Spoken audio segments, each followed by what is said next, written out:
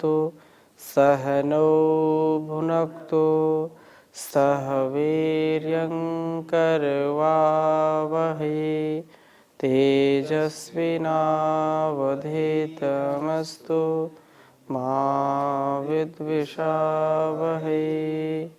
ओम शांति शांति शांति।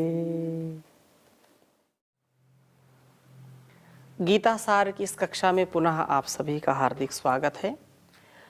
श्रीमद् भगवत गीता के 18वें अध्याय का हम स्वाध्याय कर रहे हैं और जिसमें बहुत सुंदर चर्चा चल रही है। जो त्याग है, जो कर्म है, जो ज्ञान है, तो उसमें जो सात्विकता से या राजसी प्रवृत्ति से या तामसी प्रवृत्ति से जो कार्य हम करते हैं उसका स्वरूप कैसा है, इस दृष्टि से यहाँ पर हम चर्चा कर रहे हैं, सुन रहे हैं। बड़ी सुंदर चर्चा की है। नियतं संगरहितं आरागद्वेषतः कृतं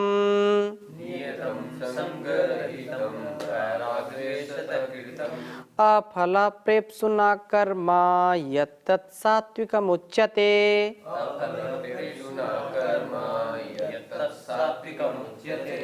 सात्विकता से युक्त कर्म कौन है?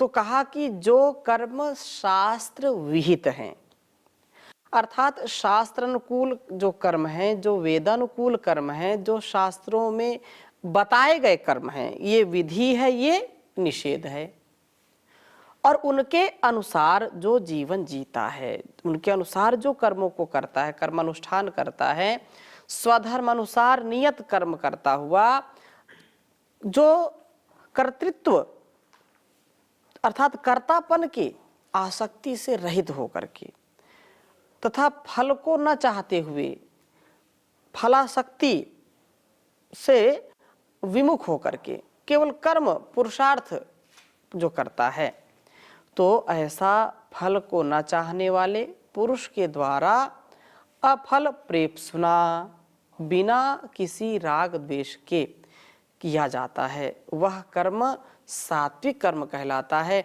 और हमको वास्तव में सात्विक कर्म करने में ही रुचि होनी चाहिए। सात्विक कर्म करके ही हमारा जीवन का उत्थान हो सकता है, हम जीवन में सद्गति को प्राप्त हो सकते हैं। और आगे 24वें श्लोक में कहा, यत्तु कामेप्सुना कर्म सा अहंकारेण वा पुनः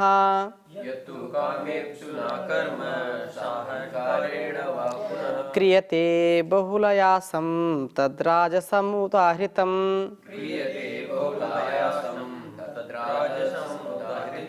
तो यहाँ इसमें बात क्या कही कि ये राजस कर्म है। राजस कर्म क्या कहा कि जो फलासक्ति से युक्त होकर के कर्म करता है और जो अहंकार से युक्त होकर के कर्म करता है, और यह ऐसी भावना है कि मैं कर रहा हूँ, मैं ही सारी पृथ्वी का बोझ उठा रहा हूँ, मैं ना हूँ तो पृथ्वी चले नहीं, ऐसा जिसके मन में कि मैं ना हूँ तो समाज में बड़ी जो है विडंबना हो जाए, विषम परिस्थिति, मैं ही सारा करने वाला हूँ, ऐसा जो भाव रखता है, और वो सदा दुखी भी रहता है, चंचल प्रवृत्ति वाला होता है, और तनाव दबाव में जो कर्मों को करता है वो राजस कर्म कहलाता है।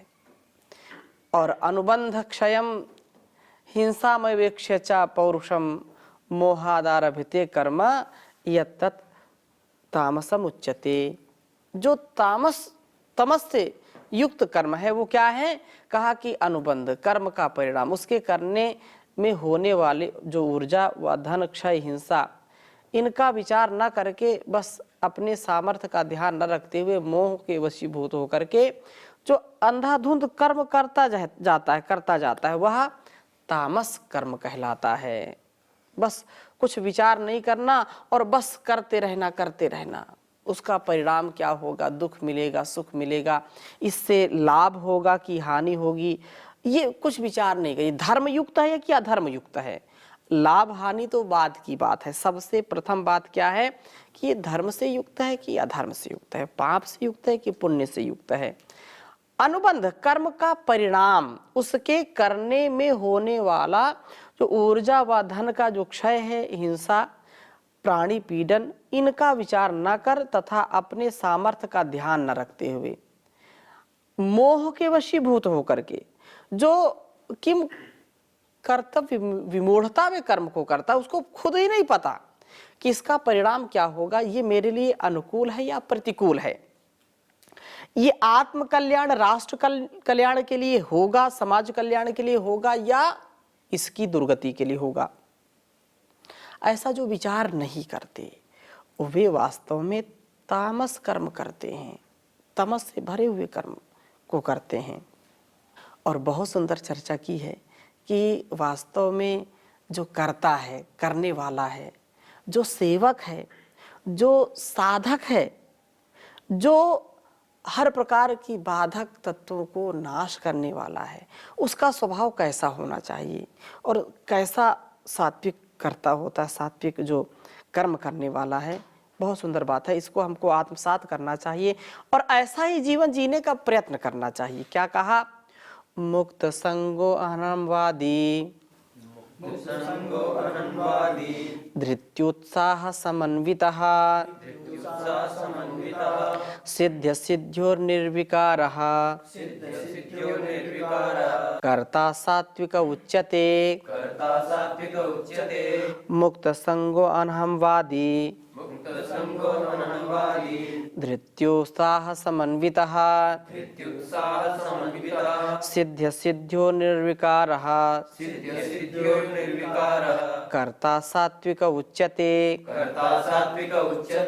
बहुत सुंदर बात कही कि जो व्यक्ति संग अर्थात आसक्ति से जो मुक्त है, जो अटैचमेंट से मुक्त है, अनकंप्लीट अटैचमेंट जिसका है, जो अविवेक पूर्वक राग है, एक तो विवेक पूर्वक कंप्लीट अटैचमेंट और एक अनकंप्लीट, अर्थात जो करना है कर्म या किसी व्यक्ति से, वस्तु से, स्थान से कितना संतुलित व्यवहार करना है, इस विषय को जो नहीं जानते और असंतुलित, अमर्यादित, अव्यवस्थित जो कर्म कर बैठते हैं, तो वो उचित नहीं है।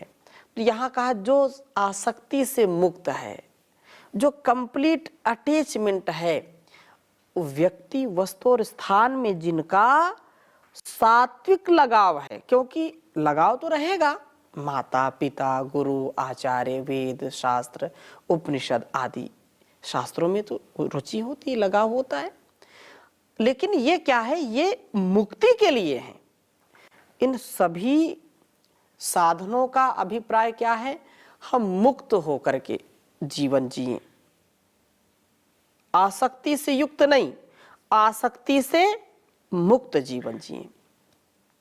तो ऐसा, और जिसके अनहमवादी, अनहमवादी का मतलब जिसमें मैं और मेरा का भाव नहीं होता, अहंकार का भाव नहीं होता है, जो करता है मुक्त संग, संग रहित, अनहमवादी, अहंकार के वचन न बोलने वाला, धृति उत्साह समन्वितः, धृत्युत्साह, धृति उत्साह, धृत्युत्साह इको यणचि।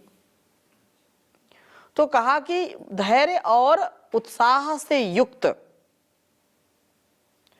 और निराशा से मुक्त तथा सिद्ध सिद्ध्यो, कार्य के सिद्ध होने और न होने में, कार्य के सिद्ध होने और न होने में निर्विकार, कोई विकार ही नहीं है, चाहे लाभ मिले या हानि हो, चाहे दुख मिले या सुख मिले, चाहे कोई मान करे चाहे अपमान करे, इस प्रकार से जिसके मन में विकार नहीं उत्पन्न होता, धृति और उत्साह से युक्त व्यक्ति, क्योंकि धृति नहीं है, धैर्य नहीं है, तो व्यक्ति कभी भी कार्य ठीक से कर ही नहीं सकता है।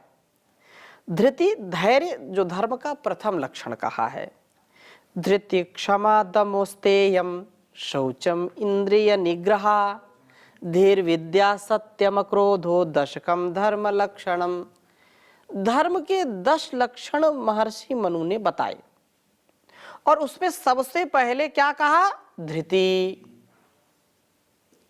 जो छोटी छोटी बातों में परेशान हो जाता है, छोटी छोटी बातों में दुखी हो जाता है, वो धर्म का पालन अधिक काल तक नहीं कर सकता है, क्योंकि वह धैर्य छोड़ दिया और धैर्य यदि छूट गया तो फिर व्यक्ति का विनाश ही है। फिर शोक से उसको कोई बचा नहीं सकता। विपत्ति में भी धैर्य रखना। कहा कि धीरज धर्म मित्र अरुणारी आपद काल परखिए ही चारी। धीरज धर्म को, धीरज धर्म मित्र और नारी, इन 4 चीजों की परीक्षा हमको करनी चाहिए। कब? विपत्ति में, आपत्ति में, कि वास्तव में ये मेरे साथ है कि नहीं। तो अपने धैर्य का भी हमको परीक्षण करना चाहिए, मैं कितना धैर्यवान हूँ। व्यक्तिगत जीवन में अत्यधिक धैर्यवान हमको बनना चाहिए अपनी जीवन की उन्नति के लिए, अध्यात्म की उन्नति के लिए। भर्तृहरि जो बहुत ही बड़े विद्वान थे, उन्होंने कहा विपदि धैर्य मथाभ्युदये क्षमा सदसि वाक् पटुता युधि विक्रमः यशसि चाभिरुचिर व्यसनम श्रुतौ प्रकृति सिद्धमिदं हि महात्मानाम।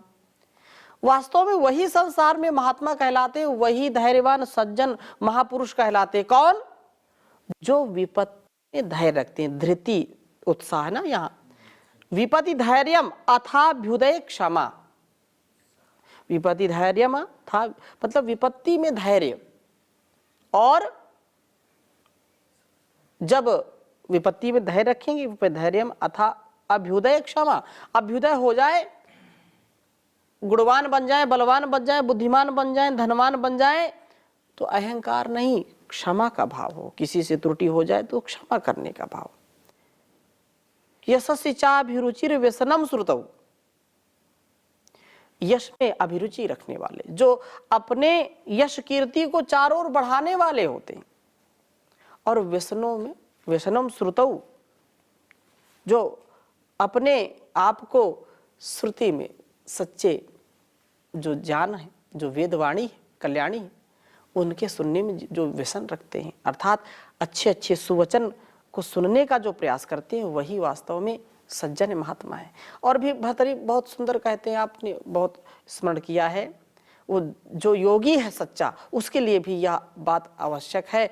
जो सच्चा सात्विक करता है उसके लिए धैर्यम यास्ते पिता क्षमा च जननी शांति चिरम गेहिनी सत्यम मित्रमिदं दया च भगिनी भ्राता मनः संयमः शय्या भूमितलं दिशोऽपि वसनं ज्ञानामृतं भोजनं एते यस्य कुटुम्बिनो वद सखे कस्माद् भयं योगिनः कस्माद् भयं योगिना।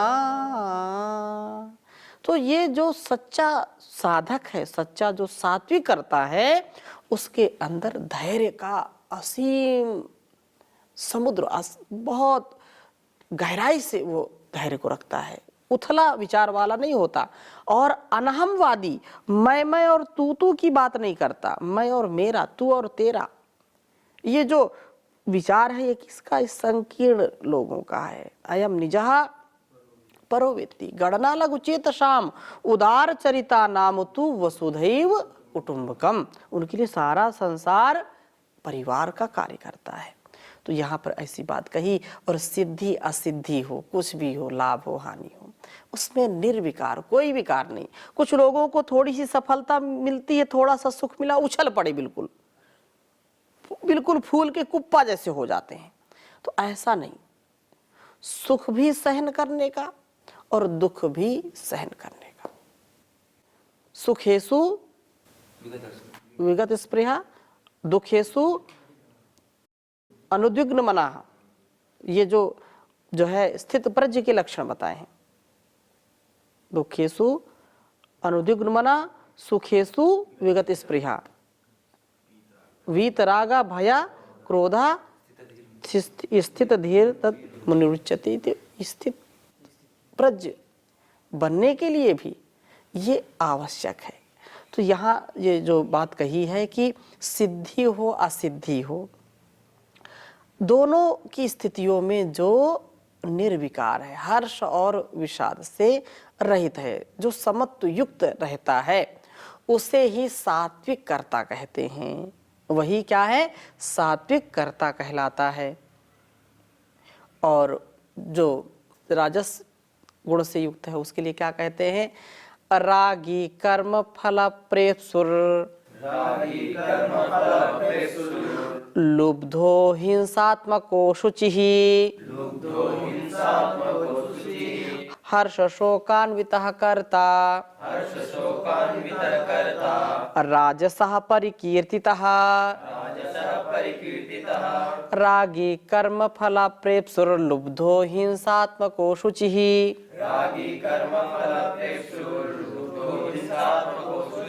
हर्ष शोकान्वितः कर्ता, राजसः परिकीर्तितः।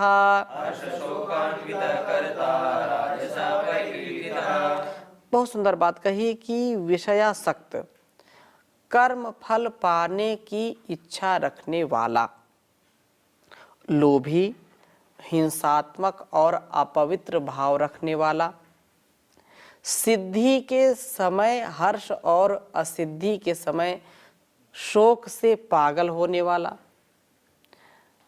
ऐसा जो करता है वो कर्ता राजस कहलाता है। यदि थोड़ी सी भी कहीं हानि की दृष्टि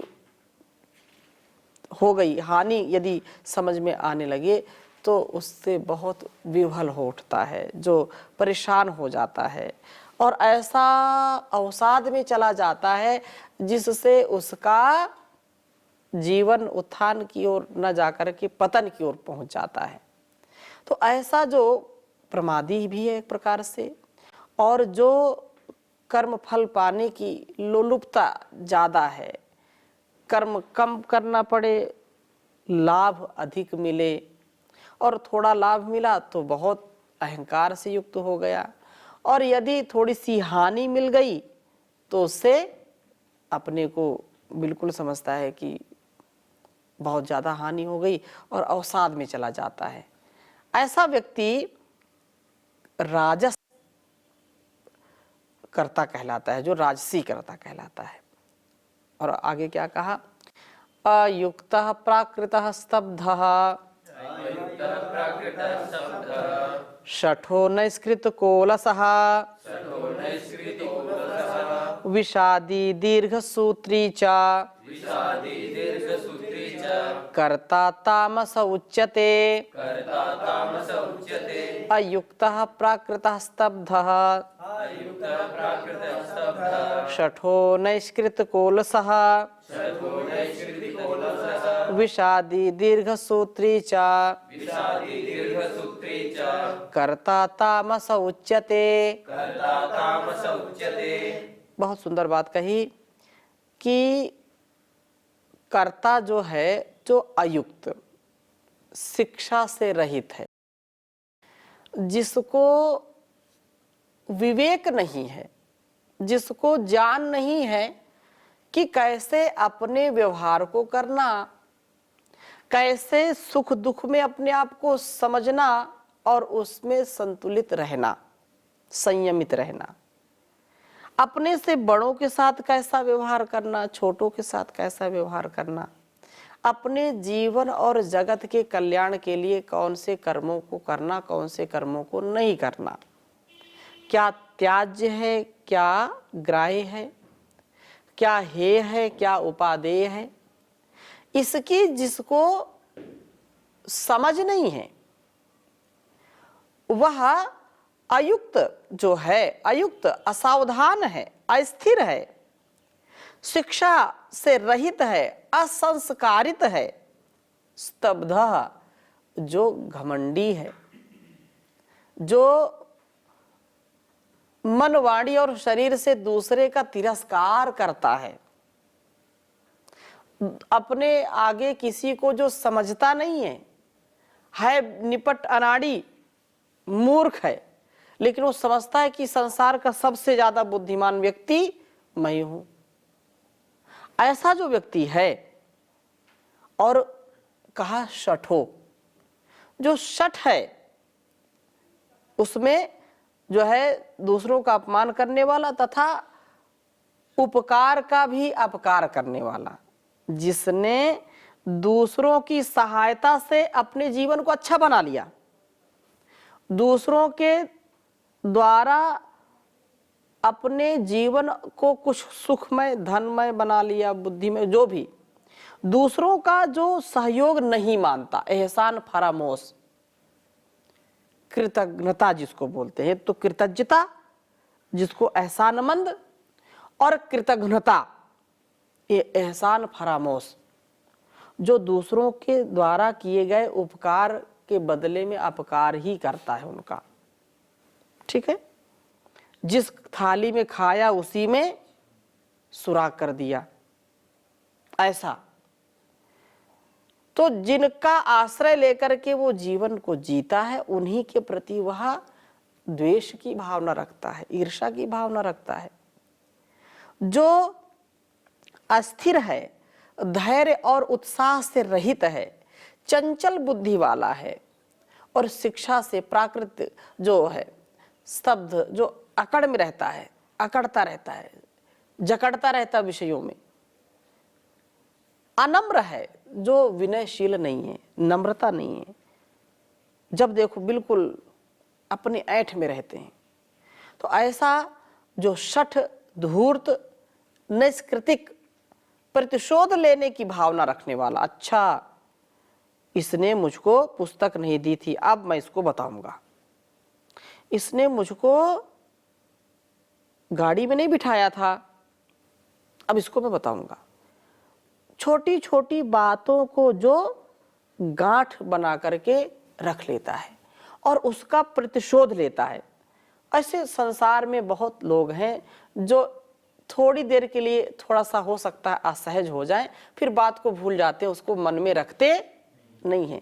और कुछ लोग ऐसे होते हैं कि मन में एक बार यदि किसी के प्रति जो है द्वेष आ गया तो कितना भी कोई उनको समझा ले, द्वेष कभी मिटता नहीं है, और उससे वो घात लगाए बैठे रहते हैं, कब मौका मिले और मैं चौका मारूं, कब मौका मिले मैं इसको मजा चखाऊं।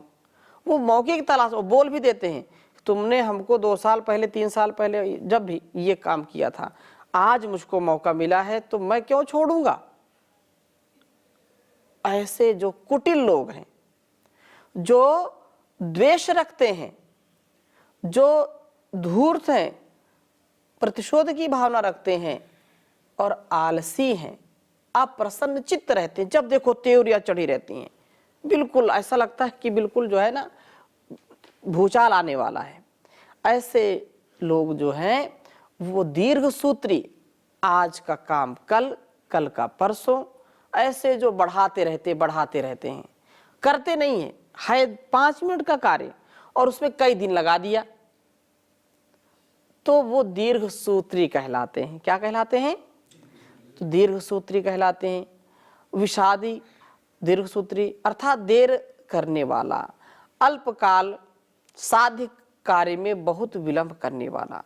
ऐसा जो करता है, वो करता कौन है? वो तामस करता कहलाता है, तामसी होता है, और वह उत्साह से युक्त नहीं होता है, बिल्कुल जो है वह बहुत ही दयनीय स्थिति को प्राप्त होता है। तो 26 से 28 तक तीनों श्लोकों में कर्ता को लेकर के कहे गए जो उपदेश हैं, कर्ता जैसा होता है वैसे ही कर्म होने लगते हैं, वैसे ही कर्म उसके होते हैं। फल आशा को त्याग कर सिद्धि और असिद्धि दोनों में सम रह करके उत्साह पूर्वक कर्म करना सच्चे कर्म योगी की विशेषता है। कर्म का मर्म समझ करके, स्वधर्म समझ करके सदा आगे बढ़ते रहें, इसी से कल्याण है। कर्म यदि करने में हम डरते हैं, कर्म नहीं करते हैं, तो हमारे लिए कभी भी यह कल्याणकारी नहीं हो सकता है।